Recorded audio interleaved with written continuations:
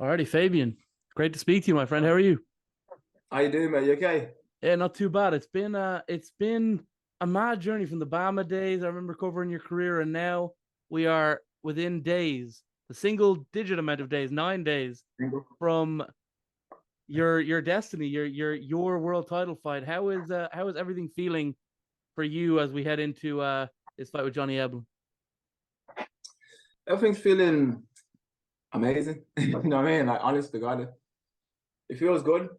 I'm in a good space, calm, and I'm just happy. I'm just happy with our preparation went, and yeah, that's it. I'm in a happy place. I've wanted to ask you since Saturday night, after the changing of the guard in the UFC, do you think the Mhm. winner of this fight on the 23rd is definitively the best middleweight in the world now that Sean Strickland is the guy in the UFC? Yeah, for sure.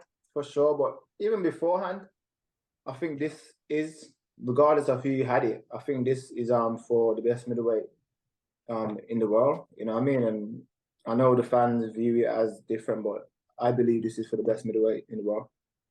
At which point, when you get your hand raised in the Three Arena in Dublin, the Edwards Mm, family will be the greatest welterweight and the greatest middleweight in I uh, know, in in the sport of MMA. I know history. So to have two brothers in the sport, both good, both holding titles, yeah, that's gonna be some history.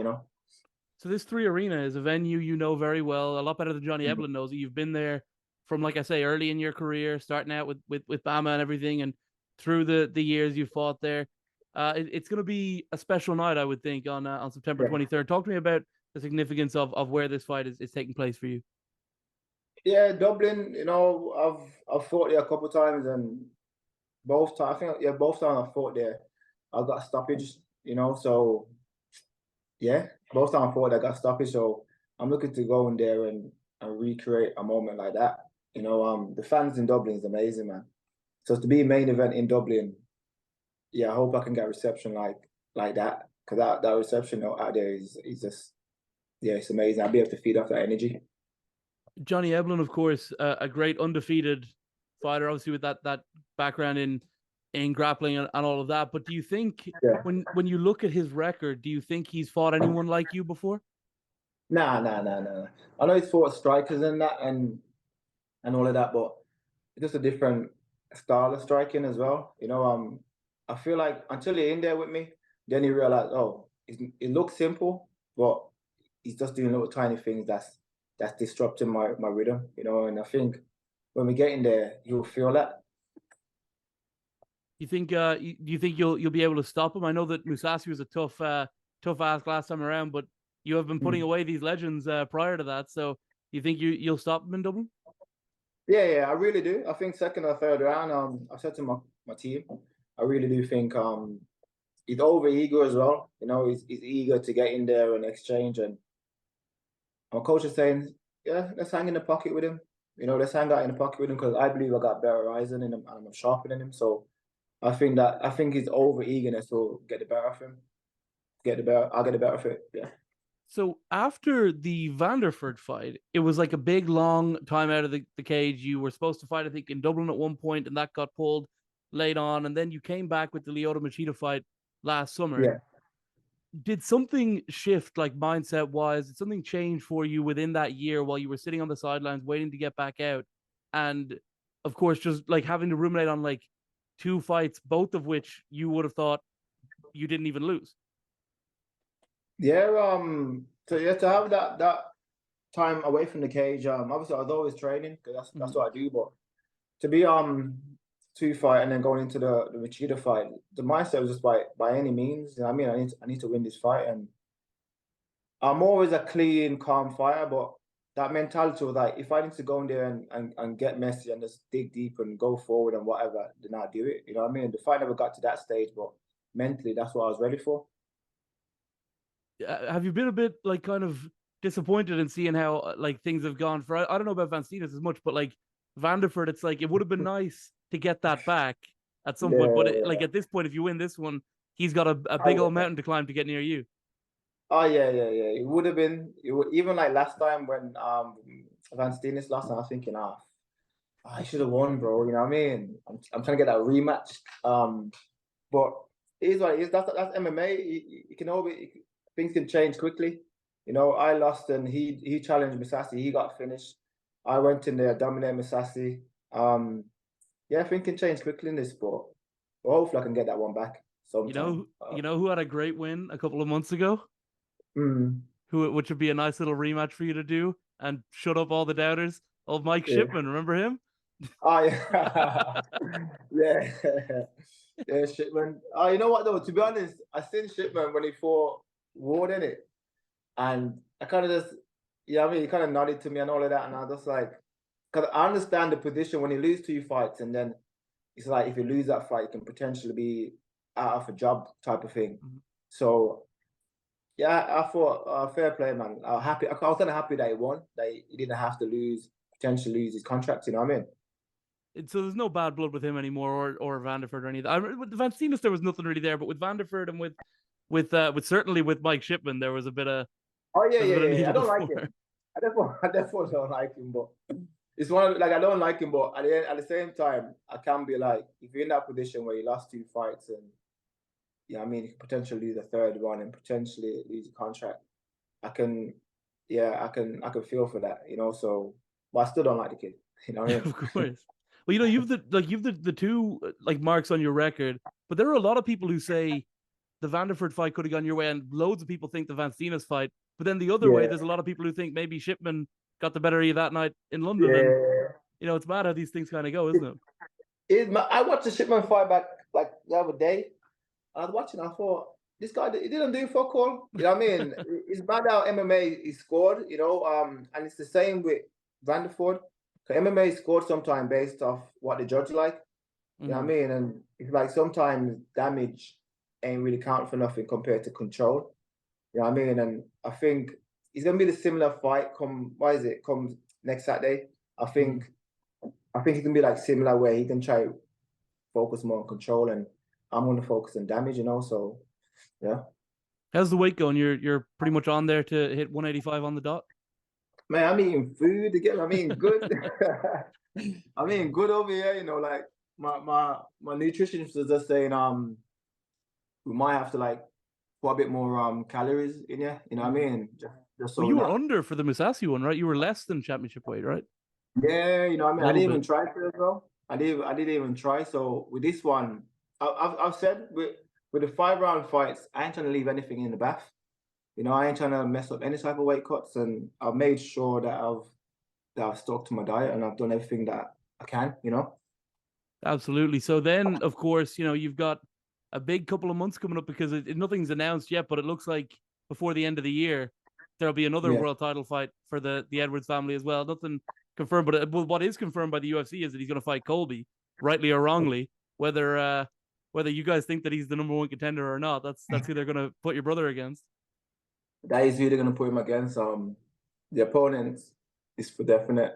They're trying to sort out a time. You know what I mean? So yeah, I think it'll definitely be before the year is out. And it is what it is. At the end of the day, my brother's the champion, and he does welcome all challenges, regardless if the guy deserves it or not. You know, you still have to go out there and do your job and let him know that you're the champion. You know what though? It is a little bit. I don't know the right way to phrase it, but like there's always been a bit of disrespect for your brother there, hasn't there? Because Yeah, like, yeah. and even now he's the champion, and they go, well, you have to fight this grappler Colby. Like they have handpicked their matchup they want perfectly, and he doesn't get any say in it. It's like, yeah, you have to fight him. Because they just don't want that belt back in England with Leon having it. That's the truth of it. They really don't. And it's kind of like Leon's always been that little thorn in the side, you know, that just won't go away and just keep winning. And that's it. My coach has always said, as long as they keep winning, they can't deny you. You know, and it doesn't matter how you win.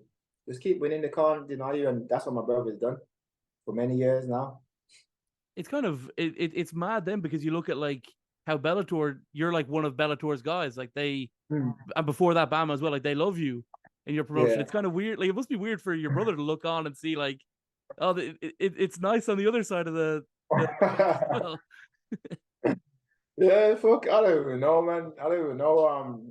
I don't know. You know what? It's like I get it's an entertaining sport, but I think sometimes the promoters forget as a fighter, it's about winning. You know what I mean? And if you can go out there and dominate someone, it might not be entertaining, but you've won and you can go home with your full paycheck. You know what I mean? So I think sometimes they don't like that when you go out there and just win, but it's about winning. They're not dissimilar matchups. I think Evelyn and Colby have a bit of history together as well, training and stuff. I think a little bit as well. So like, it's kind of Yeah. two similar matchups for you and Leon before the end of the year. Yeah, therefore two similar matchups. So for the camp to have a back-to-back camp, both facing wrestlers, kind of building off each other. Because like you say, they're not like far off each other. Colby might wrestle a bit more than Johnny, and Johnny might have a bit more cleaner punches, but they're very similar. Have you any concerns at all about anything that Colby's going to have for your brother, or do you think he's kind of beat the best in the division already, Usman, who's obviously put Colby away twice? No, none. Just being honest, I feel like Leon it's his time. I know everyone like they say it's their time, but I really do. I think he's grown a confidence and he's mature. So now he understands how to fight these guys. He's fighting many wrestlers and grapplers, and he beat many guys with his grappling also. I just think when he get in there, like Usman is a bit more stubborn and a bit more solid, where Colby, he got the cardio, but I just think he will get hurt a lot more than Usman will.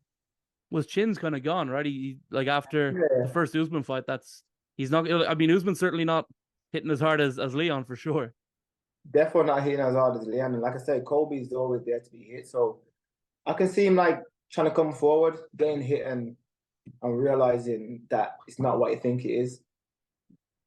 For you, then, obviously against Johnny Evelyn, like you say, he probably won't have been hit by anyone similarly as hard as you hit him.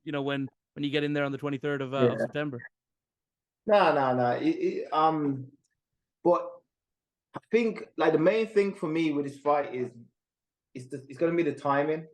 I just don't think he's fought no one with the timing that I have, and when I catch him coming in, that's what's gonna. He can have all these game plans in his head, but that's what's gonna shook him up. But by then it's too late. He's already in there with me. You know what I mean? What will it mean to your family to have two world champions sitting around the table?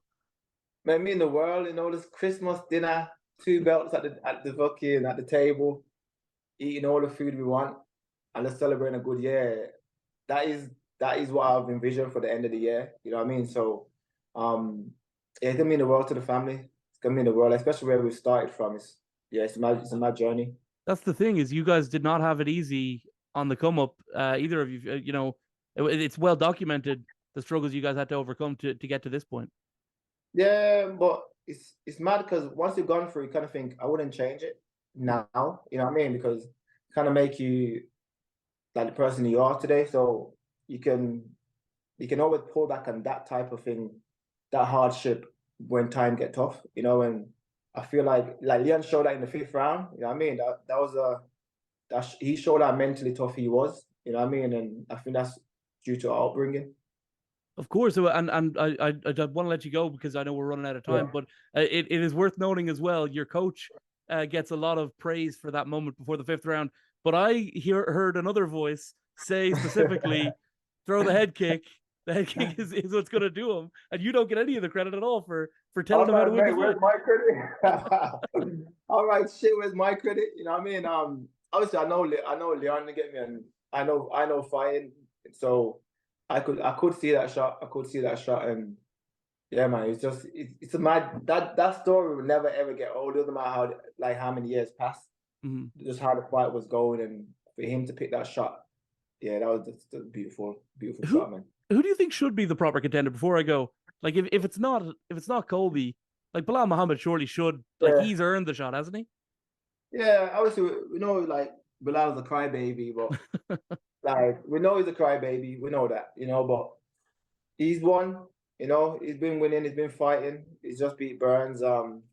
So he's the rightful guy to be fighting for, challenging my brother for the title. But that's sport and that's politics at the end of the day sometimes, So it is what it is. Well, Fabian, I'm very excited for September 23rd and for you to add another world title to the Edwards family, and I look forward to speaking to you afterwards.